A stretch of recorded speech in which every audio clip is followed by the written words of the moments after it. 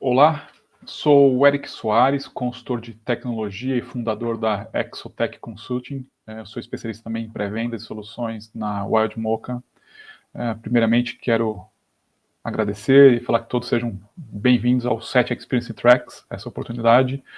O Tracks é um dos eventos em formato digital do SET Experience 2022, onde nós debatemos os assuntos mais quentes em tecnologia, mídia e entretenimento.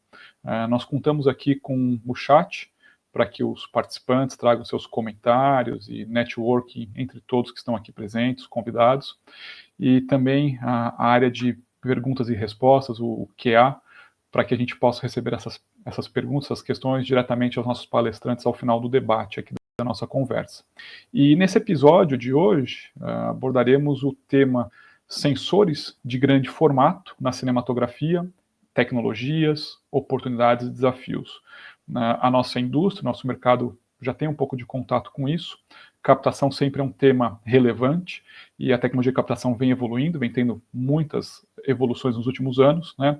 A tecnologia digital, do digital, o standard definition, por alta definição, ultimamente 4K, HDR, tudo que a gente vê nesse mercado vem crescendo muito rápido, mudando muito rápido.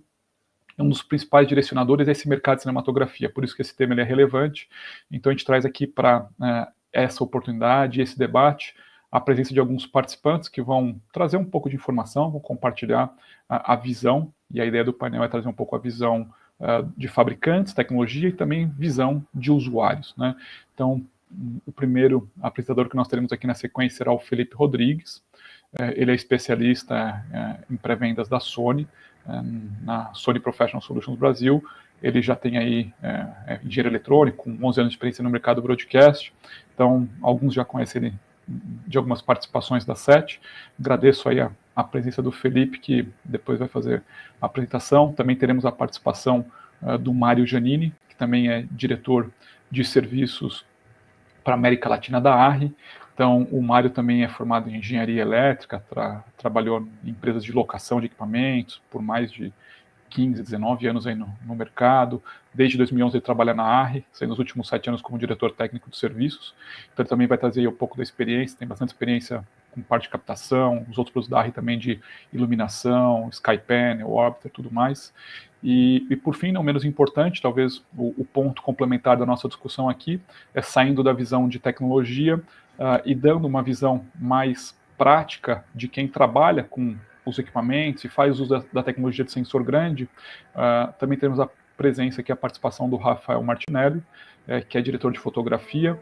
Ele também faz parte aí de produções, ele está envolvido com, às vezes o pessoal conhece da academia da Associação Brasileira de Cinematografia, ele atua principalmente em séries para canais de streaming, tem algumas participações aí relevantes, entre elas 3%, Sintonia, Onisciente, Irmandade. Então ele atua desde 2011 como diretor de fotografia em diversas produções de cinema, TV e plataformas digitais. Então, queria agradecer primeiramente a todos, que sejam bem-vindos, e convido primeiramente aí o Felipe Rodrigues para fazer uma primeira apresentação breve. Então, cada um faz uma apresentação, nós vamos depois ter uma conversa, um debate no final. Obrigado, Eric, aí pela oportunidade. Obrigado a SET Experience também pela oportunidade de apresentarmos aí as nossas tecnologias, né? E acho que a gente já pode começar com a nossa apresentação, mostrar um pouco das tecnologias que a Sony utiliza nos sensores, né? Os novos sensores que estão vindo nas câmeras full frame, né? Então, esse seria um line-up das câmeras full frame que estão disponíveis hoje no line-up da Sony. Então, a gente tem sensores full frame disponíveis desde a linha Alpha. A linha Alpha 1, por exemplo, é uma câmera sensor full frame com 8K de resolução para HDR. A gente tem uma câmera que é derivada da linha Alpha, mas é uma câmera para filmagem, que é a Yumi FX3, então seria uma câmera de entrada para captação de cinema. A Yumi FX6 já é uma câmera também 4K HDR com sensor full frame, já é uma linha também já aprovada, por exemplo, para produções Netflix. Acima dela temos a PXW FX9 com sensor full frame, e aí a gente tem uma alteração de resolução nela. Ela já é uma câmera 6K, com mais recursos de filtros, mais recursos para auxílio, né, na captação, e nosso carro-chefe aí na linha de cinema, que é a linha da Venice. A gente tem a Venice disponível, né, todas elas com sensor full frame, a Venice desde câmera 6K até a linha 8K, todas elas são prontas também para o HDR. Né? Aqui só um overview de filmes, né, que foram gravados recentemente aí, com sensores full frame Sony. Então, desde produções Disney, produções Netflix, grandes produções que são focadas direto para a linha de cinema, né? A gente dá um enfoque aí no próximo lançamento que está chegando aí nos cinemas, que foi totalmente gravado com a Sony Venice. Aqui é só uma imagem das filmagens que foram feitas dentro do cockpit dos caças que foram utilizados no Top Gun Maverick, utilizando as câmeras Sony Venice. Um pouco aqui sobre as tecnologias, né? A Sony lançou recentemente a tecnologia Sony CMOS Exmor R, que ela tem uma diferença na região do sensor em que é feita a captação da imagem, né? Então, a gente teve uma melhoria no range dinâmico, por isso que toda a linha de cinema hoje da Sony, ela tem um range dinâmico alto. Então, todas elas trabalham com F15, pelo menos, de abertura, né? Então, antes, os sensores, eles tinham... deixa eu pegar aqui. Eles trabalhavam com os fotodiodos no substrato mais abaixo, né? Então, existia na parte de algumas conexões antes que a gente perdia iluminação, então os sensores recebiam menos luz na hora de fazer a captação. Houve uma mudança no Exmor R, por exemplo, aqui da FX9, e essa captação é feita diretamente da lente dos sensores. Então aqui a gente está vendo cada pixel, né? Isso aqui seria a representação de um pixel. Então toda a iluminação que chega na lente do pixel é captada. Isso fez com que o range dinâmico das câmeras Sony hoje seja um pouco maior, né, do que a gente tinha antes, né? E quais são os benefícios dos sensores full frame, né? O primeiro seria o aumento da resolução. Então, quanto maior o sensor, mais pixels a gente consegue incluir nesses sensores, né? Então, os mais fotodiodos a gente consegue incluir nesses sensores, então maior será a resolução. Outra vantagem também, esses pixels eles podem ser maiores. Então, esses pixels sendo maiores, teremos mais luz sendo captadas por ele, logo o range dinâmico pode ser maior. Por isso que a gente vê nos lançamentos recentes da Sony esse aumento do range dinâmico, né? Essa melhoria aí no range dinâmico das câmeras, que é bem expressiva. E também a capacidade de oversampling. Então, o diretor ele pode captar a imagem numa frequência maior, numa resolução maior, desculpa, e fazer a conversão para uma resolução menor depois, para você diminuir o problema de ruído, né? Aí a gente consegue diminuir esse ruído aqui, ele passa a não estar mais presente. No caso das câmeras Sony, a Sony sempre trabalha aceitando uma grande gama aí né, uma ampla variedade de lentes, né, desde lentes full frame anamórficas, lentes full frame esféricas. Os sensores full frames trabalham também com sensores Super 35 e também com lentes E-mount, né? Então, no caso da Venice, a câmera já vem com os dois bocais, então ele vem com um bocal que a gente PL, que a gente pode retirar ele, e fica a parte um bocal E-mount aqui para poder fazer o uso de lentes E-mount, né? No caso da FX6 e FX9, ela é padrão E-mount, mas existem adaptadores também para a gente trabalhar com lentes PL, até com lentes B4 também, de 2/3 a gente consegue trabalhar com elas também. Aqui, né, a ampla variedade de lentes que a gente pode trabalhar. Esse é um assunto que a gente vai debater depois, sobre a disponibilidade dessas lentes no mercado, mas, né, o sensor full frame dá essa, né, os sensores grandes dão essa variedade para a gente. Então, a gente pode trabalhar desde com lentes full frame mesmo, captando em 3x2 full frame, ou em 16x9, né? Aqui no caso, estou dando exemplos de formatos que nós conseguimos trabalhar com a Venice 2 8K, por exemplo. Então, a gente consegue trabalhar desde 8.6K com full frame, podemos trabalhar em formatos Super 35 com lente Super 35. Então, o sensor full frame dá essa maleabilidade para a decisão de formato que será utilizado. Outro benefício é a possibilidade de trabalhar com uma curta profundidade de campo. Então, o diretor pode escolher, né, se ele vai trabalhar com diafragma um pouco mais aberto e trabalhar com essa profundidade de campo menor, né, da forma que está essa imagem aqui mostrada na esquerda, com foco mais no objeto e os demais todos desfocados, né? Aqui o exemplo do olho aqui, né? Você vê que o foco está no olho do modelo e um pouco para trás da sobrancelha ali a gente já não tem mais, né? Então, existe essa facilidade, essa possibilidade de a gente trabalhar com uma profundidade de campo mais curta. Outro benefício também é o amplo campo de visão. Então, no exemplo que eu trouxe aqui, a gente está com a mesma câmera, no caso é uma Venice também, uma gravando em full frame 16x9 e a outra gravando em Super 35 16x9. Nas duas situações estamos trabalhando com a mesma câmera e a mesma lente. Então você vê que o sensor full frame, como ele tem mais é maior, ele traz mais informações para a gente aqui. Então a capacidade ou a necessidade de uma lente com zoom, ela se torna são aplicações diferentes. Então essa também é uma tomada de decisão também, qual tipo de lente usar, né? Se a gente precisa mesmo de uma lente full frame com muito zoom ou com pouco zoom aí no nosso set de filmagens.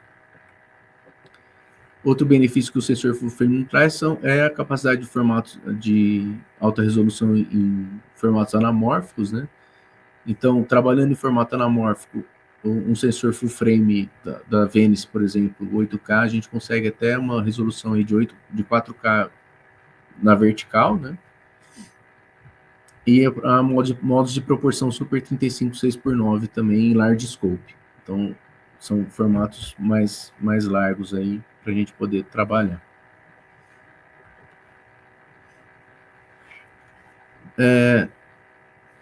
Como a gente tem mais capacidade de maior amplitude e os sensores novos também têm a maior capacidade de entender e resolver as cores que chegam nele. Então, no caso das câmeras Sony, nós podemos trabalhar com S-Gamut 3, né, como espaço de cor, tanto o S-Gamut quanto o S-Gamut 3.5. E se a gente observar no espectro de cores aqui, ele atende, né, o S-Gamut 3, por exemplo, ele atende mais do que o BT2020 consegue resolver para a gente. Então, a gente, na pós-produção, é uma ferramenta que facilita a pós-produção aí, deixando cada vez mais informações para o pessoal da pós-produção trabalhar. E aqui algumas ferramentas que são, né, que acabam sendo utilizadas na eletrônica da câmera para facilitar, para a gente poder trabalhar com o máximo que os sensores podem nos entregar. Então, as câmeras Sony, a partir da FX6, FX9, as Venice, todas elas trabalham com base dupla de ISO. Então, o que seria essa base dupla? Então, uma câmera que a gente precise, que tenha uma base única de ISO, por exemplo, e a gente tenha uma imagem mais escura, a gente precisa trabalhar num ISO mais alto aqui. O exemplo que eu trouxe seria da 6400. Então, quanto maior o ISO, maior o ruído na nossa imagem. Se a gente trabalhar com a base dupla, quando a gente trabalha com a base dupla, no caso da FX9, a gente tem duas bases, que é a base 800 e a base 4000. A eletrônica da câmera, junto com o sensor, garantem para você que o mesmo ruído que você tiver no seu base 800 é o mesmo que você vai ter no base 4000, por exemplo. Então, quando a gente muda a base e sobe o ISO para poder trabalhar com essa imagem mais escura, a gente garante que o nível de ruído dela vai ser bem menor do que quando a gente trabalhar com uma câmera de ISO único. E assim a gente consegue trabalhar com uma imagem menos ruidosa, com maior, né, isso proporciona um melhor HDR também, um range dinâmico maior. Aqui só um exemplo do All-Base ISO para o sensor 8K e quais são os ranges que a gente consegue chegar aqui no caso da Venice, tá? Outro desafio dos sensores grandes, né? Aí a gente parte, como os sensores grandes estão vindo com mais resolução, uma maior resolução, 6K, 8K, é o monitoramento tanto dessa resolução no set de filmagem, quanto o monitoramento dos LUTs aplicados durante a gravação.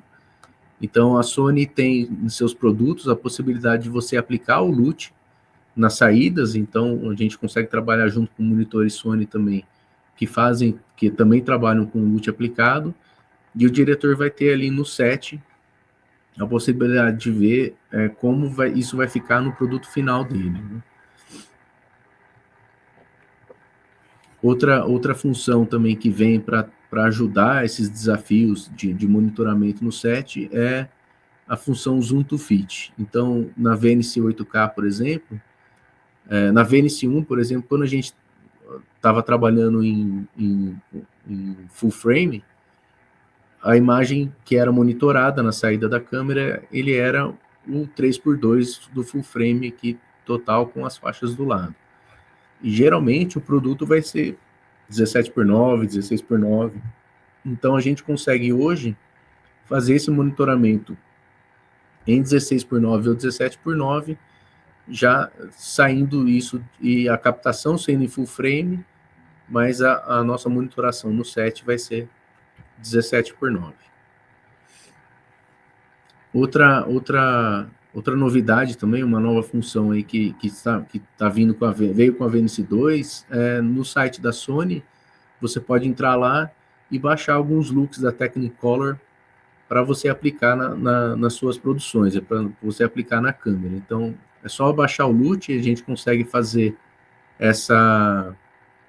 aplicar esse LUT, seja ele com um cartão SD colocado na câmera, seja ele com uma rede Wi-Fi que a gente consiga colocar na câmera, e a gente faz essa conexão para poder carregar esses LUTs, e a gente pode carregar eles também nos monitores para poder monitorar também como é que vai estar isso no set de filmagem.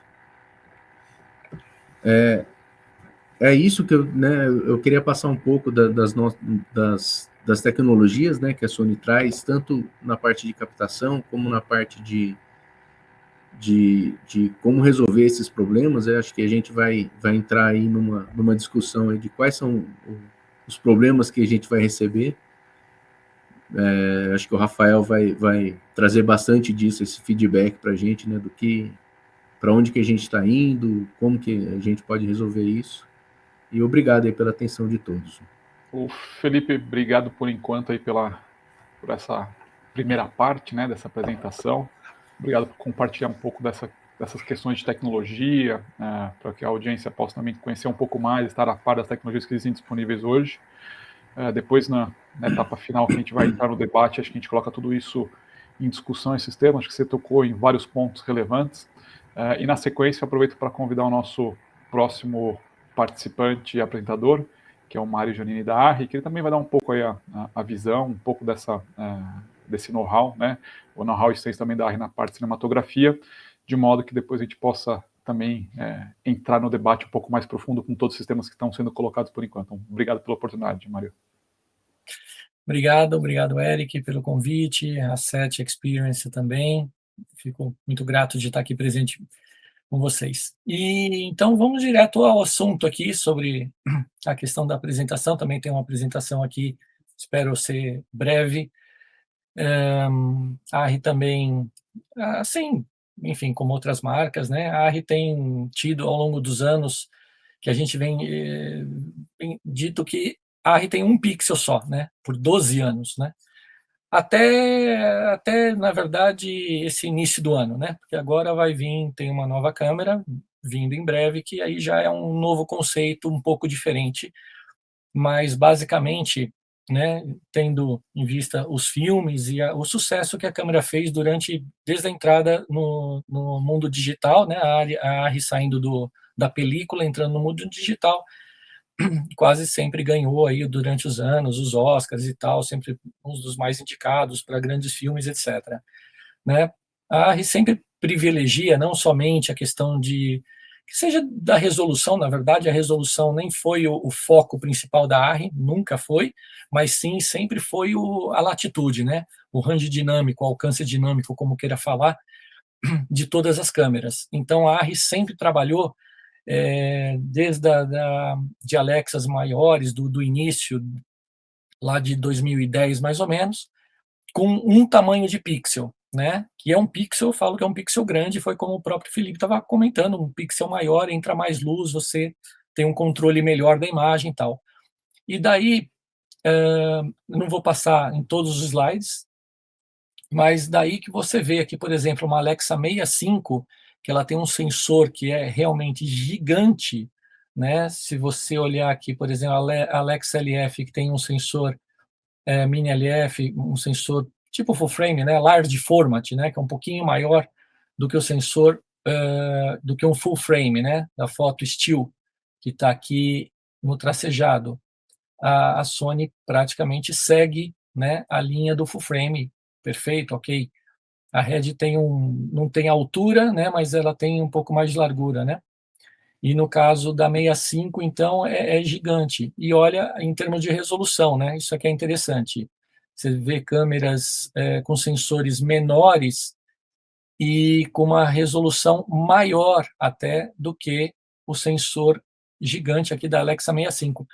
Por conta justamente isso que a ARRI foca, né? Textura, tom de pele, outros parâmetros que a ARRI se importa, do que não ficar pensando tanto em CAS. Eu sempre falo que os CAS são importantes, óbvio, né? É importante sim, fazer um zoom eletrônico, obviamente seria importante, né? Aí começa uma briga que a gente pode até discutir depois, né? Essa coisa da resolução e o zoom eletrônico, que aí começa a perder até o sentido de trocar lente, né? Daqui a pouco vai com uma lente só 360, grava, faz uma cena, vai todo mundo embora para casa e depois começa a ajustar o filme, né? Eu acho meio estranho isso, mas enfim. Mas tem as suas aplicações, sim, a questão das resoluções, né? Inclusive, eu até digo até para a SET, que se alguém eventualmente quiser, né, a gente converte esses slides para PDF e pode até eventualmente compartilhar. Teve um pessoal até de professores de cinema tal, que gostaram justamente desses slides aqui que mostram tamanhos de sensores. Foi um slide que foi tomado como base da mira live para broadcast. Então, aqui faz uma comparação também muito grande com o 2/3 polegadas. Mas aqui tem uma comparação de stops, que é interessante olhar nesse ponto de vista, né? Que você, para ter você num diafragma, por exemplo, 5.6, perto de um Super 35, você tem que estar em 5.2, ou em Super 16, 2.8, né? Então você tem 2.8, 4, 5, 6. Tem 2 stops de diferença, né? É isso mesmo, né? Se eu não estiver errado, 2.8, 4 e depois 5, 6. Então, eles fazem alguns tipos de comparação, né? Eu costumei deixar assim esses slides, até mesmo se alguém depois quiser, até pode depois até me requisitar também, ok? Algumas outras comparações em termos de desfoque. Mas é aquela história, o desfoque, como estava o próprio Felipe mostrou ali na imagem, às vezes você focar o olho e já a orelha está desfocada, né, a ponta do nariz está desfocado, mas ali numa situação de movimento, de um dolly, de um traveling ali, né, no meio de uma cena, um ator falando e se movimentando, indo para frente ou para trás, pode ser uma catástrofe, né, também, esse ponto de vista, né, que a gente também vai tocar nesse assunto bastante aí com o Rafael a respeito desses desafios, né, dos sensores grandes e tudo mais. Uma coisa importante, que, por exemplo, esse sensor novo da Harry que está vindo nessa câmera nova, por exemplo, não precisa ter, na verdade, um sensor maior para ter uma imagem melhor, né? Vai vir aí algo realmente surpreendente para muitos em termos de latitude, maior do que a gente já tem hoje, né? Com mais de 2 stops, em torno de 2 stops e meio a mais numa câmera Super 35, né? Então a Arri acredita ainda no Super 35, até mesmo baseado na quantidade de lentes que tem no set de filmagem e tudo mais, né?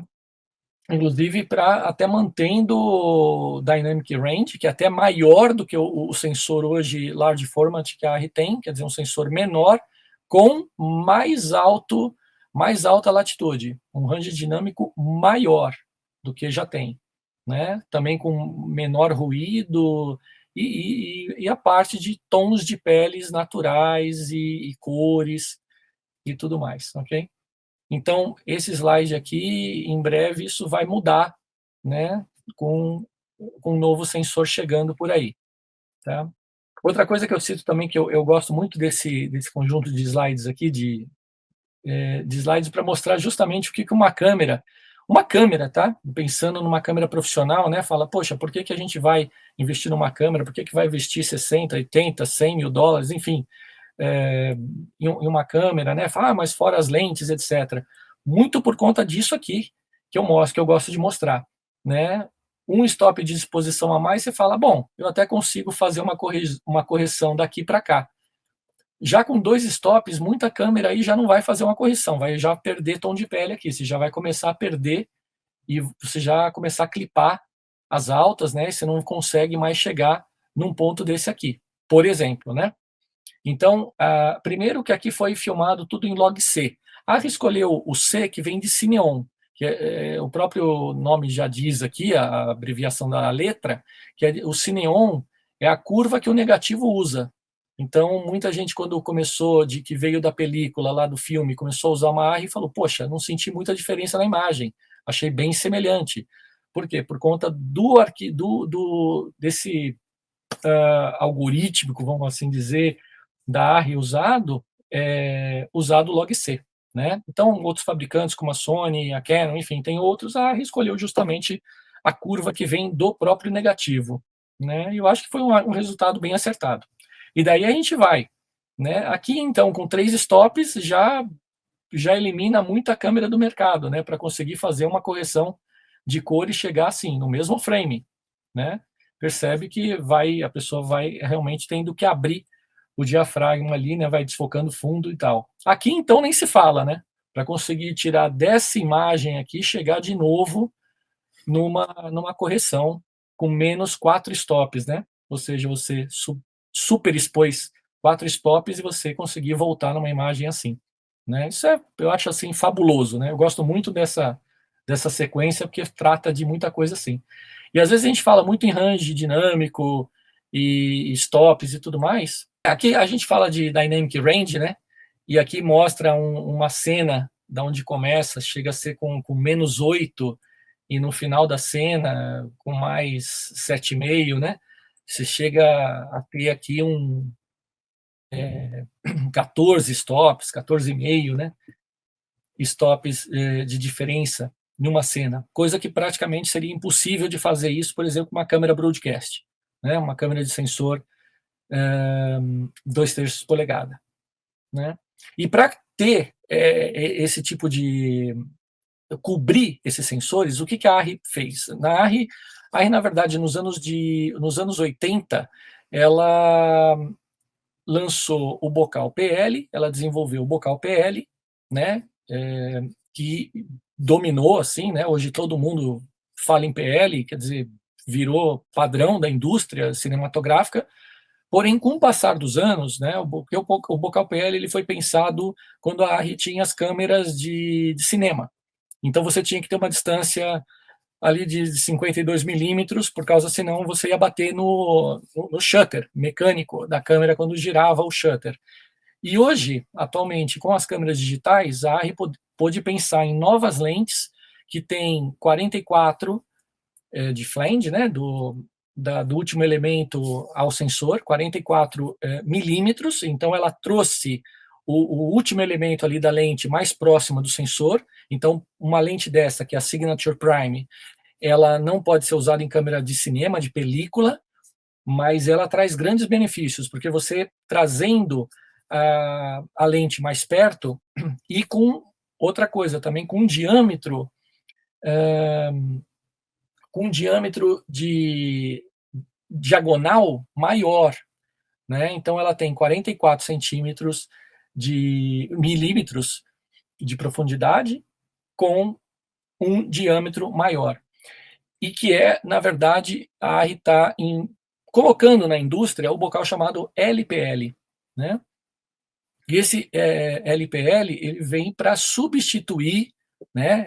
Assim como fez nos anos 80, a ARRI vem introduzindo o LPL, e essa nova câmera, por exemplo, já vem com um bocal LPL, porque ela tem realmente um bocal maior e ela traz resultados melhores, né? Então, já esse bocal que tem essas orelhinhas azuis, os fabricantes todos já podem fazer, todos, não é uma patente, ao contrário de uma patente, né? A ARRI quer que isso todo mundo faça, câmeras e lentes com bocal LPL. E todos os fabricantes viram as vantagens, porque você entra mais luz, né? E trazendo esse também de 52 para 44, você tem lentes com melhor qualidade, lentes, como a ARRI diz assim, eles chamam de perto de telecêntrico, quer dizer, a luz entra quase perpendicular ao sensor, que isso é bom, porque não traz aberração cromática, né?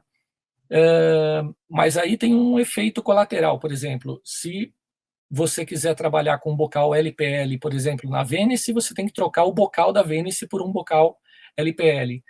E alguns fabricantes já têm, por exemplo, que eu saiba, a Wooden tem para Red, né, Red, ou como queira, o Red, e já tem para Red, já tem para Sony, para Venice. Então você tira o bocal, por exemplo, da Venice, já quem está aí falando da Sony, né? Tira o bocal da Venice, põe um bocal LPL, tem locadora que já tem isso e vai com a Signature Prime, né? Vai de boa.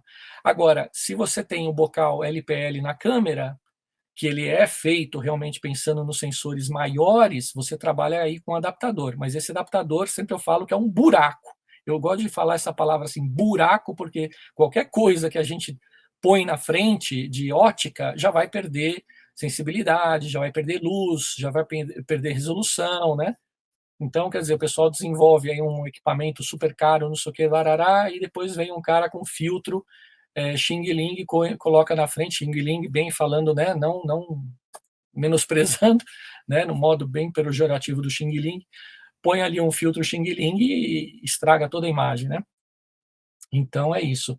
E aqui que eu estava comentando, né? Uma lente Signature Prime vai direto já nesse bocal, né? Como eu disse, desenvolvido para lentes, para sensores maiores. E se tem uma lente, por exemplo, como aqui uma Master Prime, você usa um adaptador, encaixa aqui e pode usar também todas as lentes Super 35, né? Aqui está uma diferença muito interessante desse bocal, né? Porque a gente está falando em sensores grandes e tal, essas diferenças, desafios, etc. Então, eu achei bem prudente trazer esse tema para todos, né? Mostrando qual é o resultado, por exemplo, de um adaptador, você colocando, por exemplo, você tem uma lente Master Prime, então você tem que trabalhar com adaptador PL para LPL, ok? E comparado como se a câmera tivesse com um bocal PL só. Ou seja, você tendo na câmera um bocal LPL, você ilumina bem mais as bordas, né? Se vocês notam aqui, a diferença é gritante, né? Então, é um caso bem interessante. Por isso que a ARRI desenvolveu o LPL e gostaria que o futuro se tornasse LPL por conta das inúmeras vantagens aqui que tem, principalmente na iluminação como um todo, né? E diminuindo, como eu disse, a questão de, por exemplo, aberrações cromáticas, né? Então, eu estava citando dos 52 milímetros, o shutter mecânico aqui como era.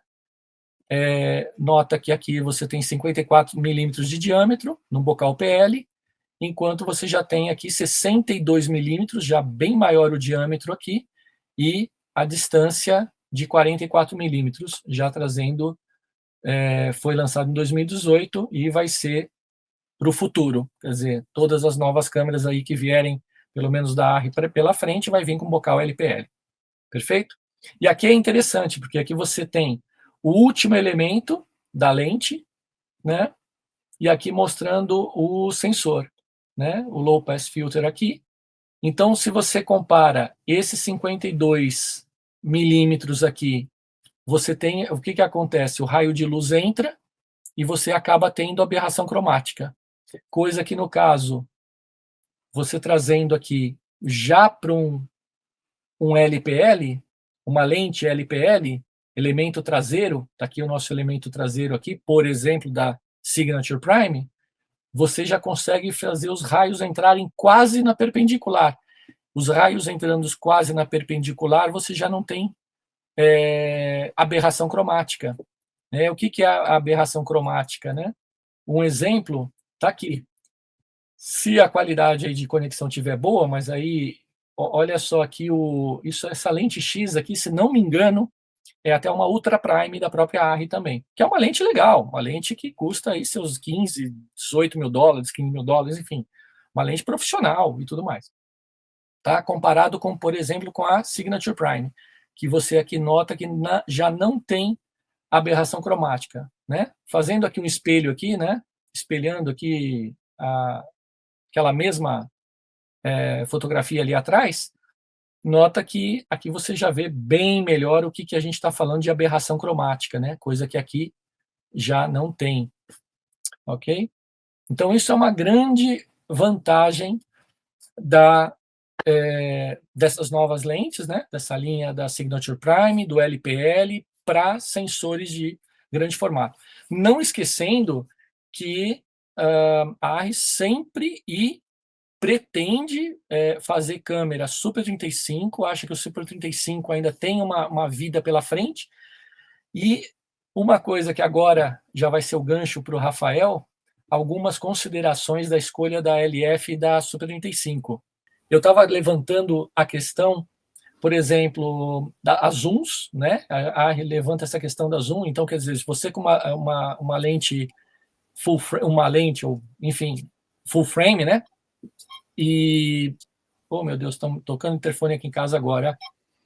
A gente deixa eu fechar aqui.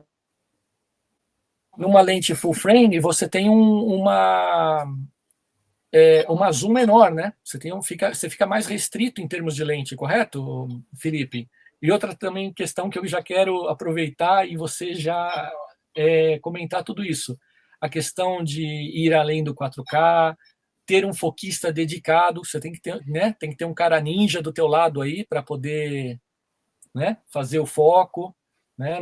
Você vê aquela cena aquela foto, né? Aquela fotografia que o Felipe mostrou daquela pessoa só com o olho focado, né? E já a parte de trás, assim, o ouvido, né? A orelha já desfocada, né? Se a pessoa se movimenta num dolly, uma cena, num movimento de um filme normal, né? Como é que é isso, Rafael? Conta um pouco para a gente essas questões também, limitação, orçamento, facilidade de encontrar no Brasil, principalmente lentes full frame, né? Como é que é isso, Rafael? Como é que você vê esse ponto?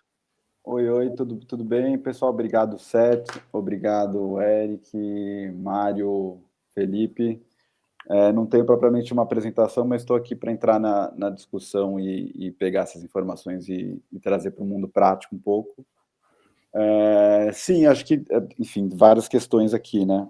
Mas o que eu sinto nos projetos é um pouco isso, assim, a gente sempre quer filmar com o que tem de melhor, de mais novo no mercado. Sensores grandes vieram para trazer um pouco a história do cinema, né? Brincar com profundidade de campo.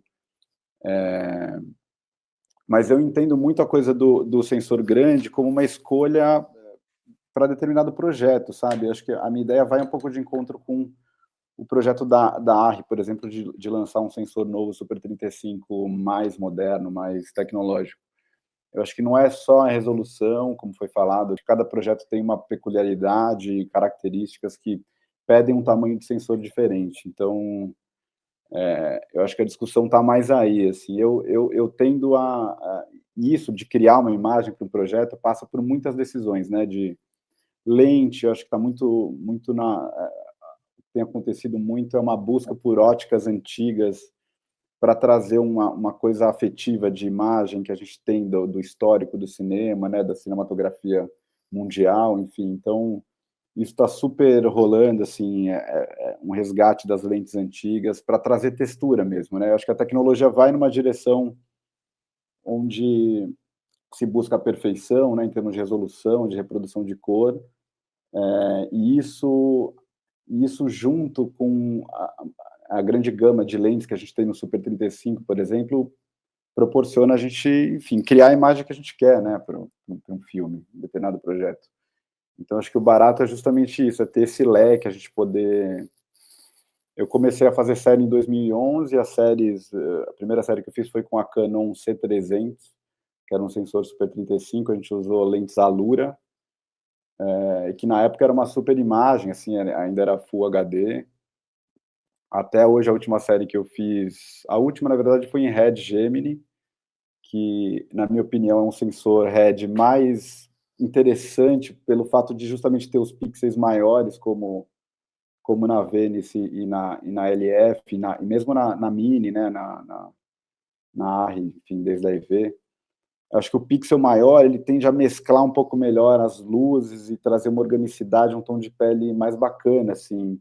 Os projetos que eu fiz com o Red, por exemplo, a Dragon, que era, acho que 6K, se não me engano, num sensor pequeno, Super 35, era muita resolução num espaço muito pequeno, então a imagem tendia a ficar mais dura, assim, sabe? Então, eu acho que a LF e a Venice, os sensores grandes, são incríveis, assim, porque eu sinto que é uma imagem maior, sabe? Eu acho que se o seu projeto é grande, ele tem valor de produção, ele tem arte, né? Um orçamento para arte, para entregar. Esse sensor, ele vai te dar mais imagem, ele vai te dar mais cor, ele vai te dar... Então, é super bacana, assim, na verdade, eu tenho sido muito feliz nessas escolhas de sensores grandes.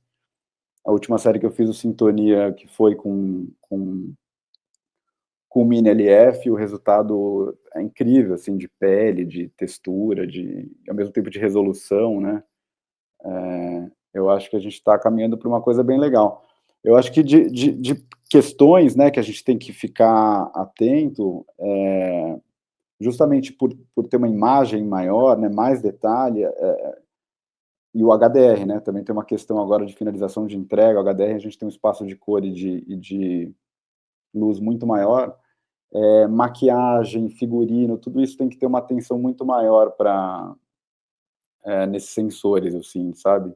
E justamente, foquista, assim, se você trabalha numa profundidade de campo muito limitada, diafragma todo aberto, fica muito crítico, é aquela coisa da 5D, você acaba jogando fora o trabalho da arte, de fundo, de cenário. Então, eu acho que quando estou trabalhando com sensor grande, eu tendo a fechar um pouquinho mais o diafragma, para manter a mesma relação de profundidade de campo que eu busco no Super 35. Enfim, várias questões, acho que a gente pode ir jogando. Esse slide é bacana do Mário. Rafael, te agradeço aí, você já começou a comentar um pouco dessa experiência, né? Uhum. Eu acho que a ideia é exatamente essa. A gente teve o primeiro trecho da apresentação em que o Felipe deu uma visão de tecnologia, né, de alguns recursos, o Mário também, e essa visão prática ela é muito importante, né, porque, principalmente pensando na audiência aqui que acompanha o evento, a grande maioria, o pessoal é da área de radiodifusão, emissora de TV, então estão em contato com essa área de produção, mas você está compartilhando um pouco essa experiência sua, né, principalmente como o diretor de fotografia que está na linha de frente, está fazendo uso e tem que fazer as escolhas, né? Então, como é que se faz essas escolhas, né? E a gente entende que, como, principalmente o papel da SET aqui, de levar conhecimento, levar informação, é trazer um pouco dessa diversidade, né? Dessa percepção, de que a percepção ela tem que ter o olhar técnico, mas tem que ter o olhar artístico, né? Tem que ter um pouco dessa questão. Então, não sei se você tem alguma apresentação, se você puder também contar um pouco do seu histórico, essa sua experiência passada, como é que você veio trabalhando, o que você tem trabalhado mais nessas séries, né? Você comentou de algumas séries que acho que o pessoal conhecer, e depois a gente vai abrir para pergunta, se chegar pergunta aqui no chat, a gente vai interagindo com o público. Legal, eu não tenho uma apresentação visual, mas eu posso contar um pouco, é isso, assim, eu sou formado em cinema, então, minha busca por imagem tende a se basear em uma imagem cinematográfica, apesar de ter entrado no mercado pela televisão. Meu primeiro trabalho como diretor de fotografia foi na MTV. Eu fiquei 1 ano na MTV, fotografava o Comédia MTV, que eram 8 humoristas, que faziam sketches, paródias de programas de televisão, de trailers de cinema. Então, assim, a gente tinha uma liberdade dentro da emissora que fugia um pouco da engenharia. Assim, a engenharia da TV meio... deixava a gente fazer nossas loucuras lá, e a gente não tinha que se enquadrar exatamente as câmeras broadcast que eles usavam na maior parte dos programas, então a gente usava uma diversidade de formatos, de 5D, VHS, tinha uma câmera que chamava HMC, se eu não me engano, que é uma variação da HVX200, que já tinha um sensorzinho maior. Enfim, foi uma experiência legal, assim, para entender o universo da TV, e também a versatilidade, né, das câmeras, entender o porquê das escolhas das câmeras usadas em estúdio, PDX, essas câmeras com sensor menor, são muito versáteis em termos de lente, né, são muito robustas, mas eu sentia que as câmeras com sensor maior me davam mais possibilidades de construção narrativa mesmo, né, de usar o foco como elemento narrativo, enfim.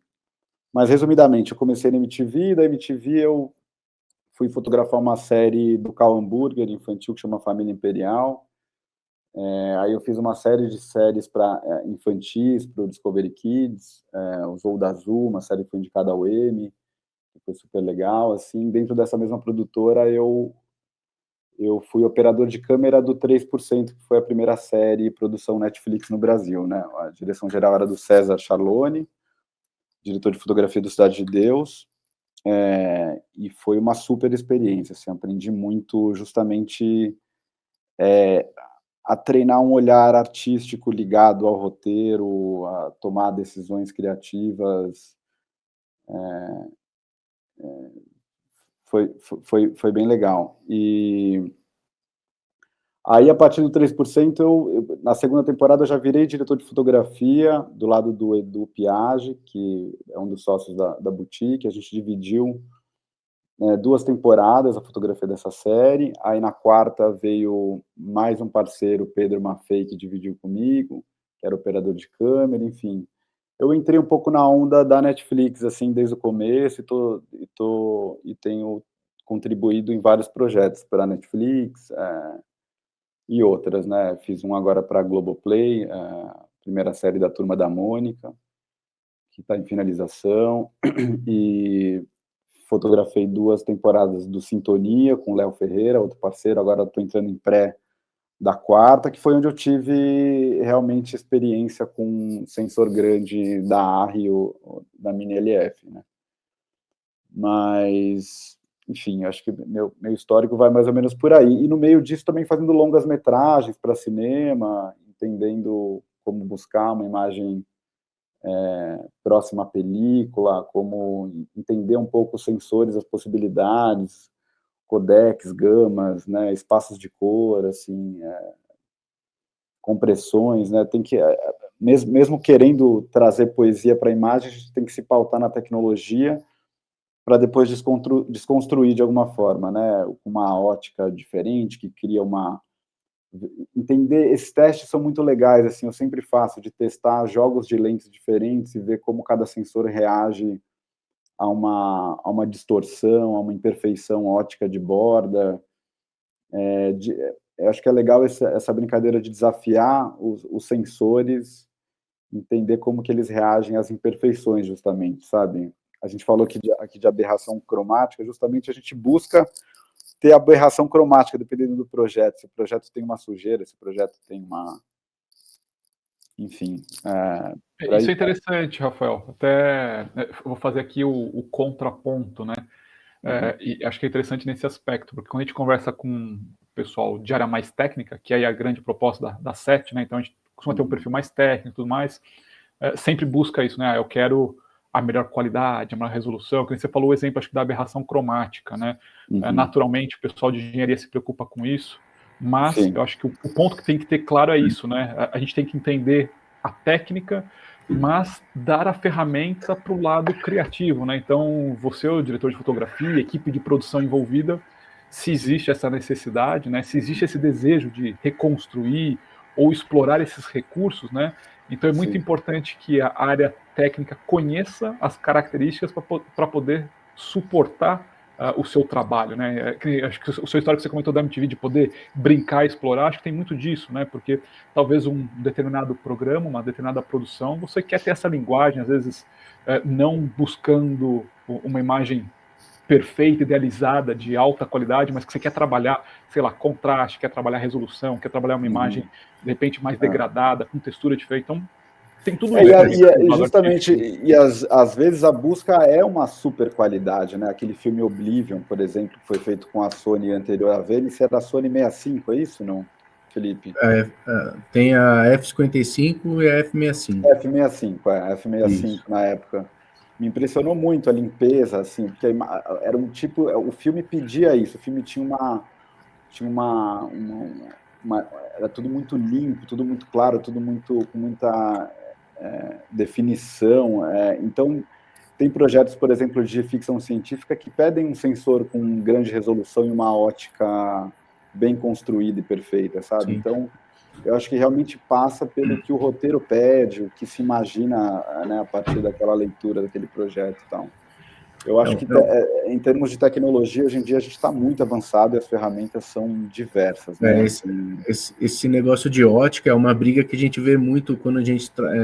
acho que o Eric até comentou isso no comecinho, quando a gente tem clientes do mundo broadcast, né, que estão focados em TV, e os clientes do mundo de cinema, você tem essa briga, né, da ótica, né? Então, em um mundo, a aberração cromática é sempre bem-vinda. No outro, ela nunca é bem-vinda. Então, né, acho que o desafio é mesclar isso. E eu nem acho que o caminho de vocês, como desenvolvedores e representantes de marcas, tenham que ir para outro caminho. Acho que o caminho é esse mesmo.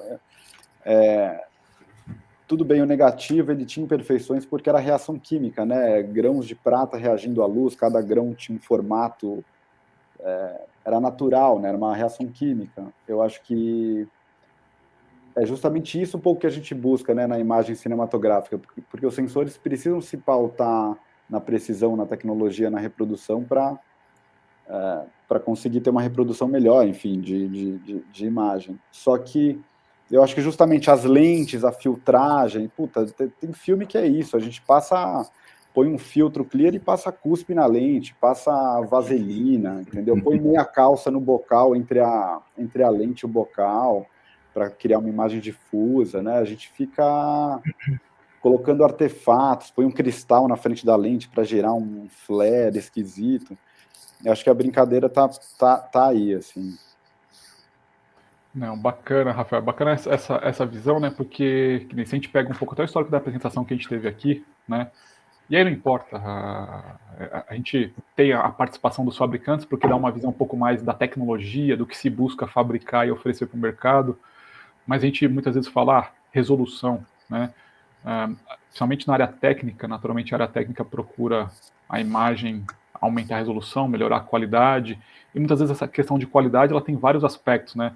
Tem a resolução, que já foi comentado um pouco aqui, tem a questão da sensibilidade que vai impactar na latitude, né, no range dinâmico, tem o espaço de cor, tem a questão também da exposição temporal, né, se a imagem ela é de velocidade para atender o objetivo do elemento, da sua narrativa, se ela tem que ter velocidade, ela tem que ser mais lenta, né, para ser mais orgânica ou mais fluida. Então, tem todos esses lados, né?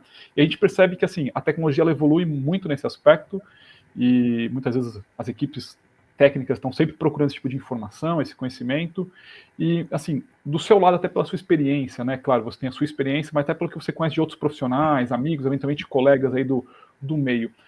Como é que essa questão, né, de lidar com tudo isso, sei lá, com resolução, com latitude, sensibilidade, espaço de cor, isso é algo que são pontos que vocês conseguem trabalhar, realmente é explorado, né, em uma produção ou outra? Você comentou que talvez dependendo da narrativa, dependendo da história que você está contando, uma coisa é mais importante que a outra, você até deu o exemplo, né, de usar vaselina, meia calça, para você mudar um pouco essa característica da imagem, né?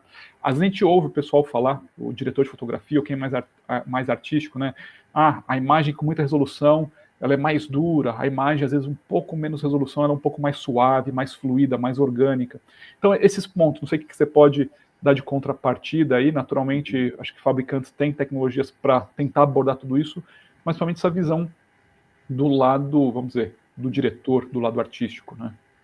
Eu acho que a resolução pode entrar na coisa artística, assim, nas séries da Netflix, a segunda, terceira temporada do 3%, por exemplo, a gente fez com o Red Dragon, que era um sensor com muita resolução, Super 35, eu achava muito dura a imagem, sabe? A gente usou Ultra Primes ainda, que também são lentes muito precisas e com definição, eu senti a imagem um pouco dura, assim.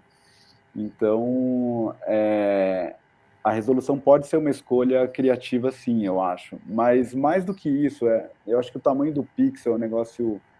Porque a Gemini foi um lançamento da Red que, para mim, mudou esse preconceito que eu tinha. Preconceito não, essa imagem que eu tinha da imagem da Red. Quando a Gemini veio com um sensor maior, um pixel maior, eu senti que fundiu melhor e os tons ficaram mais naturais, a imagem mais suave. Eu achei que ficou mais próximo das ARRIs, por exemplo. Então, eu acho que sim, a característica um pouco, sabe, de cada câmera, isso a gente sempre explora e tenta ver o que é melhor para cada projeto, com certeza, assim. E mais, aquele sensor com determinada lente, com determinada filtragem, né, acho que é uma combinação. Eu acho que quanto maior o espaço de cor, melhor, assim, acho que o espaço de cor não entra nessa decisão, pelo menos para mim. Agora, o que mais? A questão de latitude, né, que nem você tocou um pouco no assunto, que nem tanto o Felipe quanto o Mário comentaram, e aí é um tema que muitas vezes é muito mais técnico, que está muito recorrente, às vezes a gente fala que parece moda de discussão, né, mas não é moda, mas é porque talvez é tecnologia mais recente, o pessoal quer entender isso, a questão da latitude, do HDR, da sensibilidade, né, porque a sensibilidade impacta na latitude da imagem que você vai ter, você explorar isso corretamente, né, a exposição de luz vai permitir você, de repente, trabalhar uma imagem que pode proporcionar um HDR ou não. Talvez anos atrás a gente não ouvia falar isso, mas com a tecnologia que existe hoje, né, essa questão de latitude, controlar a iluminação no set, né, no seu ambiente de produção, isso impacta, não impacta? O Mário deu um exemplo bacana ali, ele mostrando a imagem com sobreexposição, né, excesso de luz, que de repente na pós você pode trabalhar, é claro, então você sempre tem o trabalho do diretor, mas tem a parte da pós. Sim, como é que é a sua experiência? Super impacta, Eric. Acho que latitude é uma das coisas que a gente sempre busca, quanto maior, melhor, assim. Porque acho que tem muito a ver também com a prática, com uma questão comercial. A velocidade do set hoje em dia é muito... A gente tem que filmar muito rápido, assim. Os sensores são mais sensíveis, então a gente tende a iluminar menos, a gente tende a absorver mais as luzes, né, que já estão nas locações, enfim, complementar, tem um desenho, tem um controle do contraste geral, mas muitas vezes essa dinâmica, essa velocidade obriga a gente a trabalhar numa relação de contraste muito alta, né, tem uma alta luz muito alta e uma baixa bem baixa. A gente busca isso, esse contraste, mas às vezes o controle que se tinha mais antigamente, né, o negativo era mais limitado nesse sentido, então se usava mais tempo do set para balancear melhor, né, para encaixar dentro da latitude. Hoje em dia a gente tem menos tempo, então a gente conta muito com uma grande latitude da câmera. Isso com certeza. Assim, esse exemplo que o Mário deu são situações que a gente vive muito, né? Que a gente está filmando numa externa, não tem como cobrir aquele pátio todo, é uma área grande, a gente tem que filmar um eixo, os atores, de manhã, e à tarde você vai filmar o outro eixo, os outros atores da mesma cena, e a luz mudou, então a gente precisa ter esse controle em pós, justamente, né? A gente tem que ter esse range para justamente, saiu o sol, a gente consegue baixar e trazer para o mesmo nível. Grande parte do nosso trabalho se faz na pós hoje, com certeza. Rafael, Eric, gostaria de, para não passar muito tempo de um aspecto que você comentou, né, que chega a passar, como é que você falou, vaselina, né, no filtro, né, para dar uma detonada na imagem e tal. Eu gravava muito tempo, eu fui muito tempo gravando em set de filmagem, né, 18 anos, acho que praticamente foi em set de filmagem. Tinha até o diretor, acho que não tem problema falar o nome dele, que é o Fê Oliveira, né? Ele fala assim, quanto mais os fabricantes põem resolução, mais eu tiro. Era uma frase que me marcou isso, cara. Me marcou muito. E é um cara que você deve conhecer, né? O Fê Oliveira, né? Sim, sim. Não sei se ele vai escutar isso um dia, mas enfim.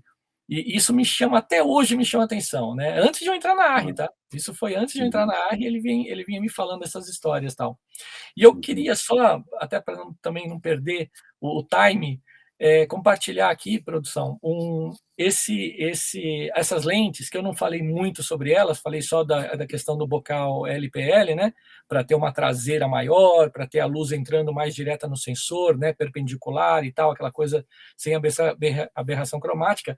E essa lente específica, né, essa série, né, a Signature Prime, ela traz, atrás dela tem esses pontos, peraí, deixa eu mudar aqui. Esses pontinhos aqui são ímãs, né? Então você traz lá do old school, né, Rafael? Acho que antes lá do tempo, né, que você usa também, mas vem antes, né? Eu acho até de você nascer, não sei. O pessoal colocando meia, né? Atrás da lente que você falou, colocando. Isso me lembrou. Eu falei, caramba, eu tenho um slide que mostra que essa lente moderna pra caramba, né? Uma lente que traz um look bem moderno, já pensando no HDR, porque ela também não tem muito flare, e a ARRI diz que muito flare prejudica no HDR, porque te chama muito atenção o brilho do flare, o próprio Roger Dickens fala sobre isso, ele prefere lentes que não tenham flare, né, pensando no HDR, né, que para não distrair a atenção do público, né, do telespectador, seja lá de quem está assistindo o filme na televisão e tal, não perder a atenção, né, para aquele brilho que ocorreu ali de um sol na lente, né, de um flare ou outro tal. Então a lente, a Signature Prime também tem essa questão do flare baixo, de pouco flare, né, e traz esse tipo de coisa, que você põe lá a meia calça lá da esposa, da namorada, até que seja da fotógrafa, né, que for, e corta e põe atrás, e você, com esses guias magnéticos, você passa para o teu assistente de câmera e ele vai instalar exatamente quando você trocar uma lente, né, para manter exatamente o efeito que você quis. Né? Bem legal, Mário. E tem variações desse entrelaçado mais densas? Não, aí é você que escolhe. Na verdade, a lente, você, vamos supor, você compra a lente, ela só vem com anel atrás, só. Não vem com nada. Né? Eu acho que eu entendi. Ele mostra ali que ele tem como se fosse ali no bocal, ele tem como se fosse pontos magnéticos para você poder acoplar alguma coisa, né, Mário? Então aí isso dá liberdade ao diretor escolher o que ele vai acoplar magneticamente, como se fosse um ímã para grudar e colocar o elemento. Esse anel aqui atrás vem, esse anel já vem para engatar atrás aqui do bocal da lente. Esse anel vem com a lente, cada lente tem um anel. O que não vem é, por exemplo, o elástico e a meia, o que você quiser usar aqui atrás. Então, você quer estragar a imagem, você que determina o quanto quer estragar. Entendeu? Estragar é modo de falar, né? A gente está aqui, né? Linha de peixe, linha de pesca, fazer flares malucos, né? Então, você pode usar esse anel que vem na lente ou não usar nada, né? Óbvio, não usar nada, mas quando você põe uma trama né, de uma calça, numa meia, por exemplo, ela tem uma trama, e ali vai dar um flare X específico, meio na horizontal, na diagonal, e aí você monta, você olha, você fala, eu quero isso aqui, aí você passa esse anel pro teu primeiro assistente, que ele vai colocar na lente, pelo menos quando ele troca a lente, ele vai ter exatamente a mesma posição, não vai ter erro de cair 1 grau, 2 graus para lá, para cá, né? Você vai ter exatamente o mesmo efeito em todas as lentes que você trocar, usando o mesmo anel traseiro, né? Porque, como eu disse, cada lente vem com um anelzinho desse atrás, né?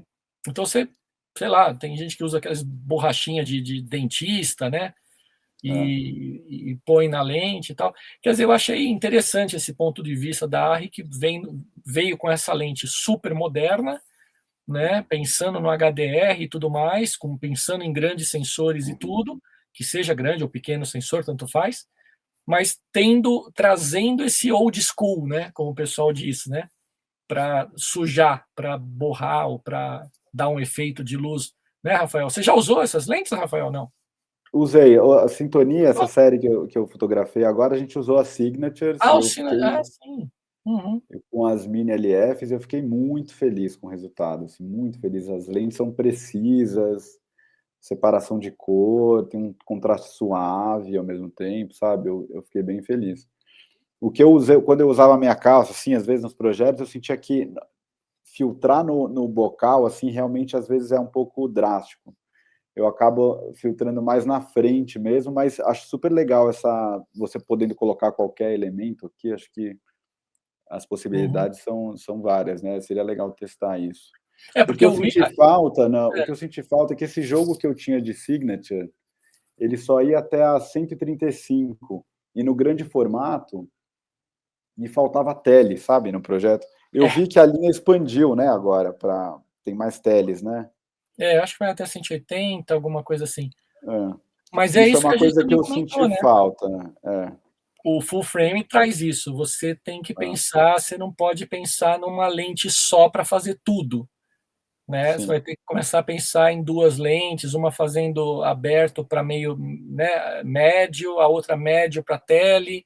Né? E esse é um contraponto, Mário, que eu até queria trazer aqui no debate, na discussão, sim, porque, de novo, também trazendo o paralelo, né? Talvez a maior parte do perfil do público que acaba assistindo aqui a nossa apresentação, esse debate, o pessoal de emissora de TV, às vezes no seu dia a dia, com uma câmera, com sensor 2/3, trabalha muito com lente zoom. Então, essa troca de lente, ela existe, mas ela é mínima, né? E aí, quando a gente vai para a cinematografia, isso é diferente, porque a gente está falando de que você trabalha com lente zoom, pode ter lente zoom, mas na sua grande maior parte são lentes fixas, e aí tem essa questão de jogo de lente, tele, o sensor muda, né? Então, até um pouquinho, né, que você colocou na apresentação ali, Mário, de pontos, né, de análise do sensor grande, um Super 35, trago de novo aqui até para o Rafael comentar nessa percepção, porque a gente vê no mercado, né, lente esférica, anamórfica, claro que os fabricantes oferecem tudo isso, mas como é que você também vivencia isso, né, Rafa, assim, no seu trabalho, na sua experiência, eventualmente no mercado, esse leque de opções de lente, o sensor maior tem a questão do plano focal muito mais crítico, isso tem seus prós, tem seus contras, mas na hora de você poder escolher a lente, poder desenvolver o trabalho, isto é um desafio, é um problema, faz parte ali do teste, né? Como é que lida com isso? Porque a gente sabe que tudo pode ter os seus prós e contras, né? Sim, isso é total parte da decisão estética, né, junto da direção, junto aos diretores de arte, a partir da leitura do roteiro, da impressão de que tipo de imagem a gente quer. Se a gente quer prestigiar filmes do passado que foram feitos em anamórfico, né, se a gente quer uma imagem mais definida, um filme sci-fi, aqui a gente quer resolução, a gente busca uma ótica mais perfeita. Sim, acho que é legal, acho que tem um pensamento assim, puta, se a gente vai de anamórfico, qual que é o tamanho desse sensor? A gente consegue fazer um anamórfico aqui nesse sensor, ou não, a gente não precisa disso, a gente quer uma esférica dos anos 70, que já vai trazer um look, mas não precisa necessariamente ser anamórfico, porque o anamórfico acaba colocando a gente nessa janela, né, 239, que às vezes não é exatamente a janela que o filme precisa ser.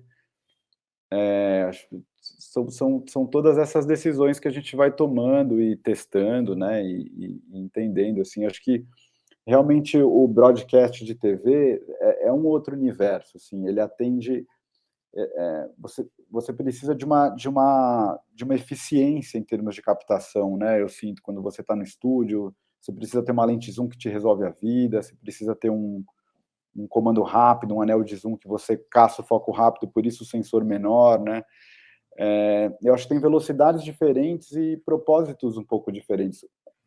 Claro que, assim, hoje em dia a gente está com esses universos muito se aproximando, né? A televisão, enfim, as séries, as novelas, eu acho que está muito próximo, né? Ao mesmo tempo, o cinema, a Netflix, por exemplo, está fazendo produtos cada vez mais parecidos com as novelas, eu acho que os universos estão cada vez mais próximos nesse sentido. Né, até por uma questão comercial, a Netflix quer o público brasileiro que assiste novela, então as produções se aproximam desse tipo mas aí é isso, eu acho que a gente está num lugar de narrativa, né, de ficção, onde o sensor Super 35 e o sensor grande, eles estão em voga, né, assim, eles são uma possibilidade real para muitos projetos, eu sinto, assim. E aí, a partir desse momento que se introduz esse sensor grande, vem também um pensamento um pouco mais ligado à cinematografia, que vem da ideia mesmo, da sensação, do tipo de imagem, né? Baseado muito numa experiência visual que aquele profissional que está sendo contratado para fazer tem, né? Também, acho que a bagagem, em termos de assistir muitos filmes, assistir muitas séries, para você ter uma sacola legal, assim, para a hora que você recebe um roteiro, ler, fala, putz, acho que aqui quero fazer mais ou menos igual aquele filme lá, do Spielberg, sei lá, que tinha uma cor assim, tinha uma lente assim, assado.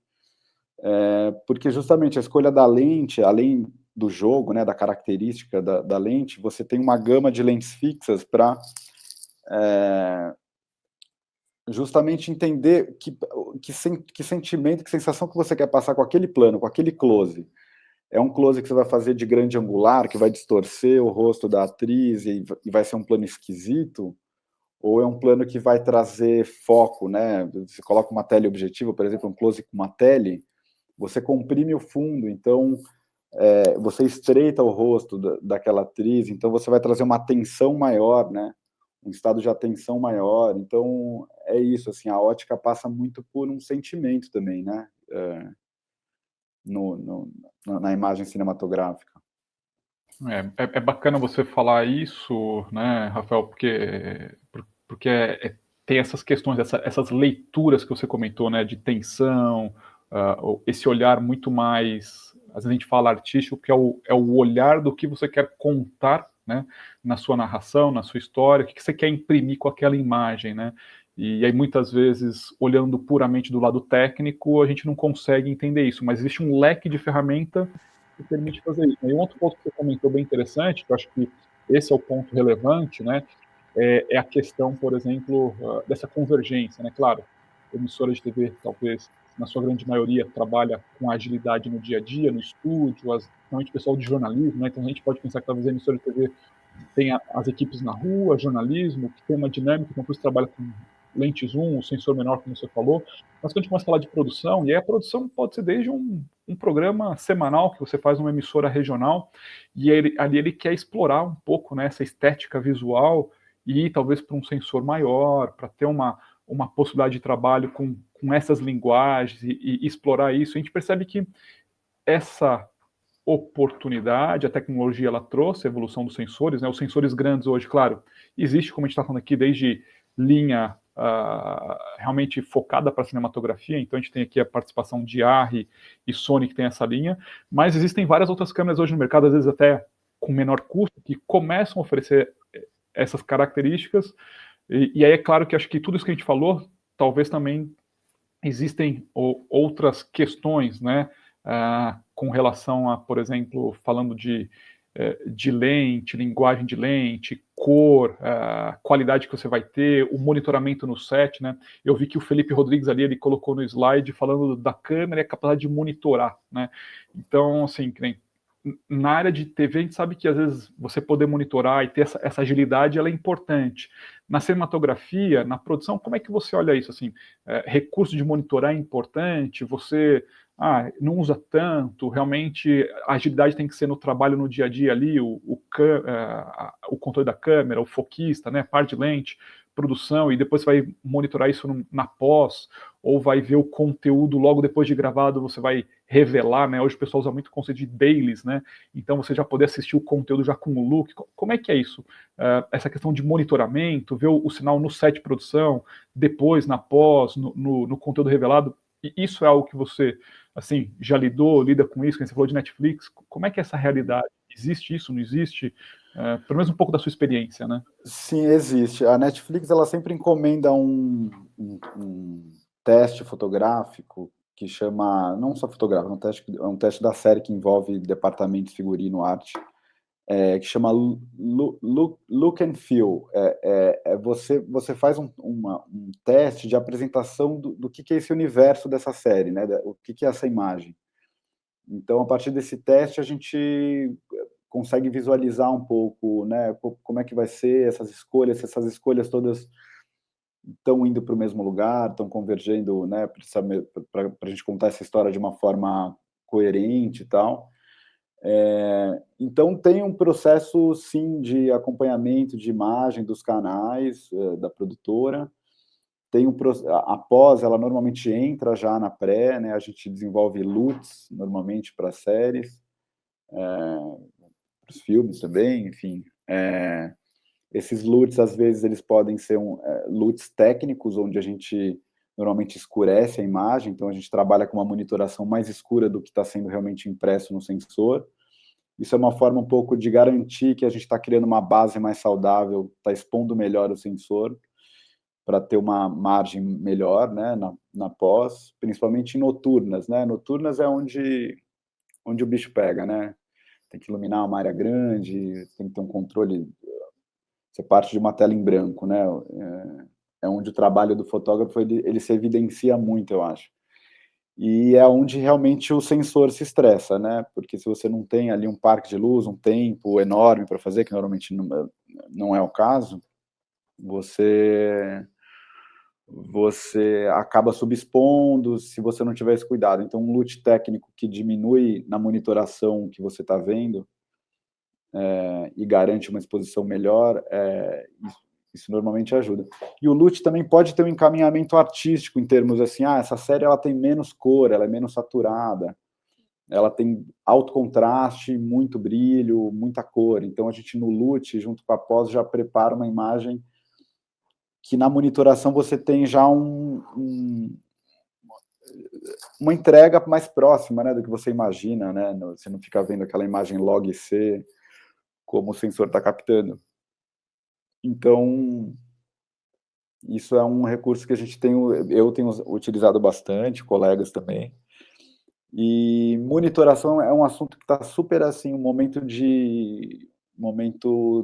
não tenso, mas é um momento de virada, assim, porque com HDR, a finalização em HDR, a gente tem 10 vezes mais cor, um espaço de cor, 10 vezes mais luz e um espaço de cor muito maior, e os monitores de set hoje ainda não entregam nesse mesmo espaço, né? A imagem que a gente visualiza no set, a gente não está vendo ela ali HDR. Por quê? Porque os monitores ainda são muito caros, é uma tecnologia que está ainda em desenvolvimento, as ferramentas ainda estão chegando devagar, e é muito urgente, assim, eu sinto, para a gente, fotógrafos no set, ter uma monitoração mais próxima, né?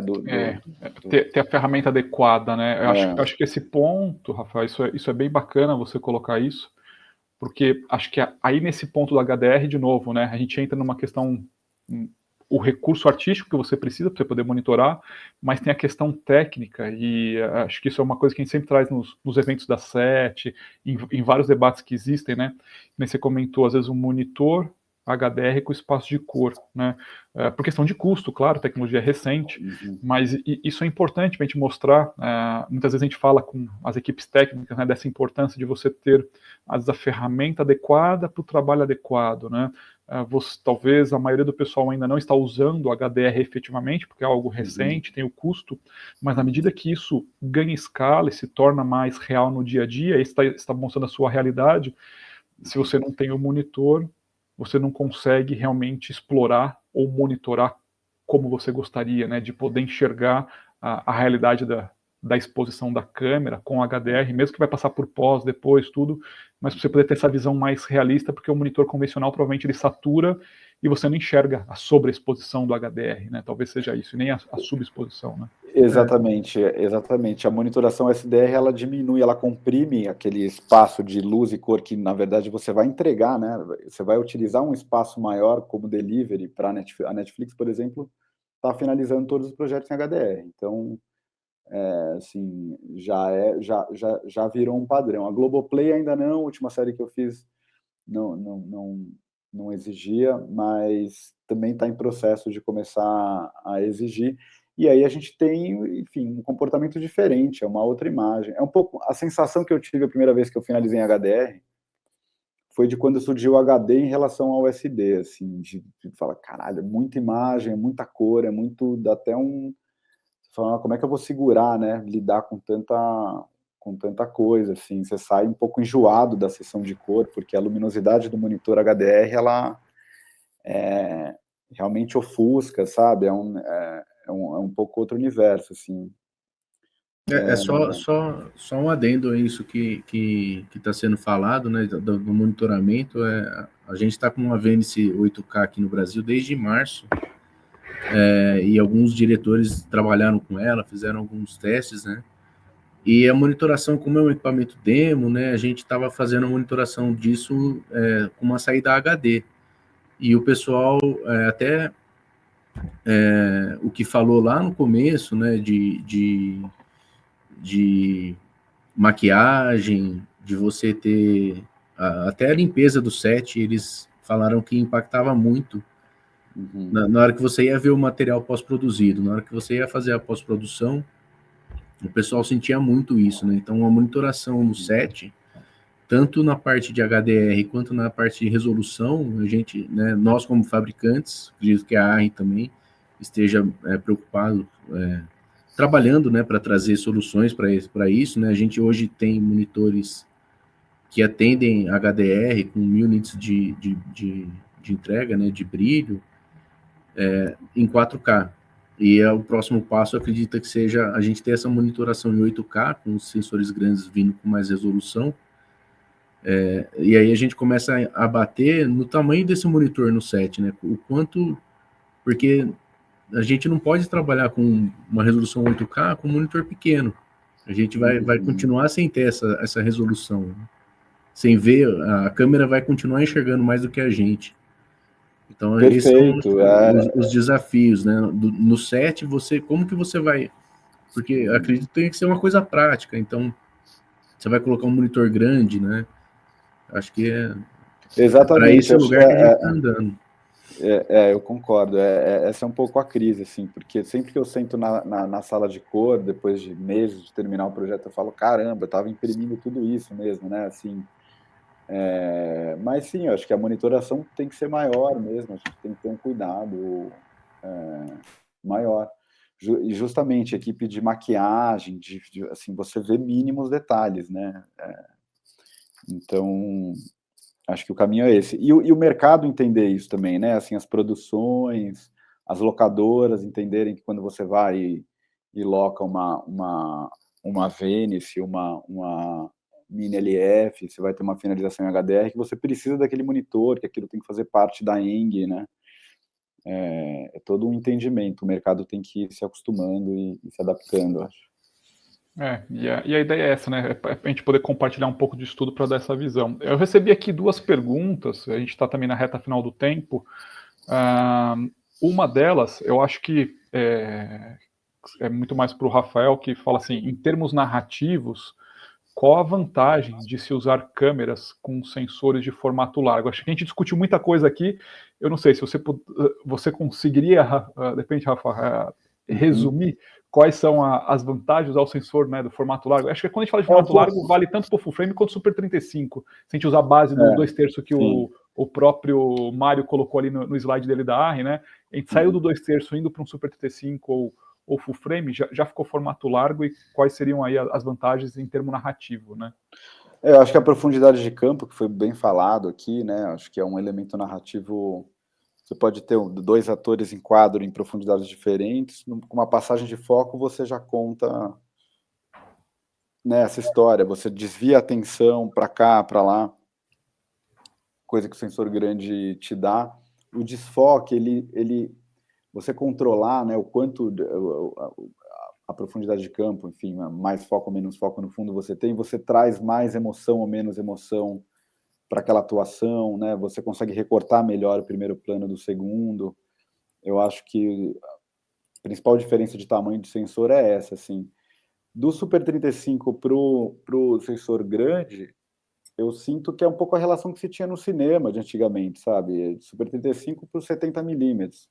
70 milímetros eram grandes produções, sabe? Você precisa você tem uma super imagem, você tem um investimento de valor de produção, uma figuração enorme. Eu acho que aí entra o large format, ele brilha, sabe? Porque ele dá conta dessa imagem. Eu não acho que o large format é para qualquer projeto, sabe? Eu acho que não tem essa demanda, não precisa. Perfeito. Agradeço até por... É meio que um resumo, que a gente está na reta final. E uma outra pergunta que eu recebi, aí vai para a ARRI e vai para a Sony, né? É uma pergunta que eu acho que já foi meio comentado, e acho que aí vocês vão poder comentar um pouco melhor, que veio do Gilberto Alves. Ele cita no aspecto de que às vezes a gente fala de questões técnicas, de câmera, espaço de cor, amostragem, e às vezes as pessoas esquecem da questão da amostragem do 420, do 422, 444. Geralmente essa questão de amostragem de cor 420, 422, 444 tem mais a ver com a gravação e com a pós-produção, né?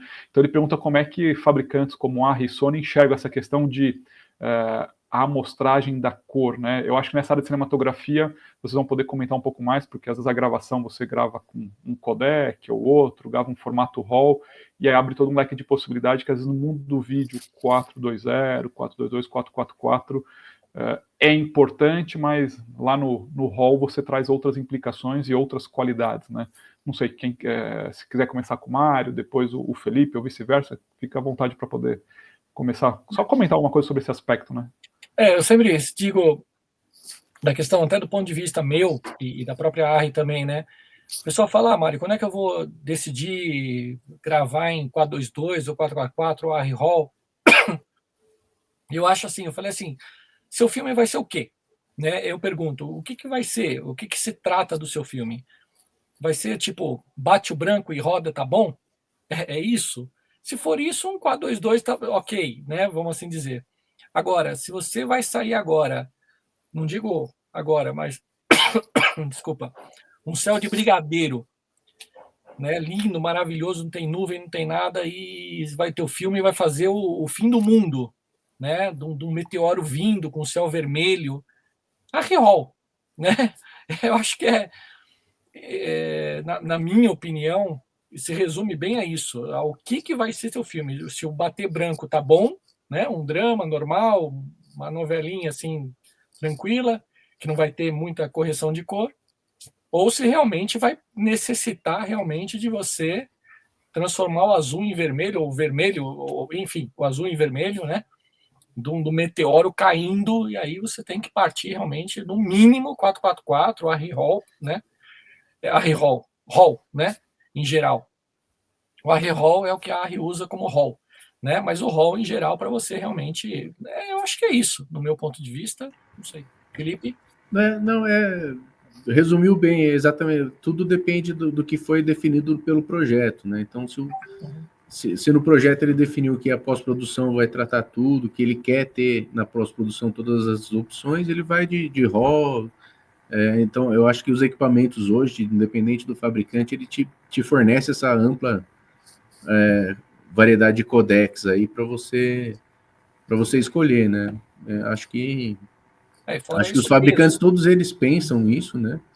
Isso. Aí você tem que pensar qual que é o seu fluxo de trabalho. Às vezes, se você está numa produção para TV, por exemplo, que é aquela gravou de manhã para estar no ar de noite, aí é complicado você gravar em RAW após produzir isso. Então, exato, você abre mão talvez, de ter mais informações de cor, e parte para o produto já pronto saindo da câmera. Exatamente. Você tem uma edição de cortes apenas, né? Eu acho interessante também, assim, as apostas um pouco das fabricantes, onde a questão do Dual ISO, eu acho super legal, né? Tipo, filmes noturnos com baixa luz, a Venice está virando super um recurso, né? Você já parte de uma imagem mais limpa, a ARRI, um investimento numa imagem de textura orgânica e tal, que é muito lindo, né? A gente entrega uma imagem muito gostosinha, né? Você olha e fala, nossa, isso tá bonito, né? Eu acho legal, assim, as ferramentas, sabe? Eu acho que a escolha também da fabricante, ela entra nesse lugar do que o projeto pede, sabe? Para mim.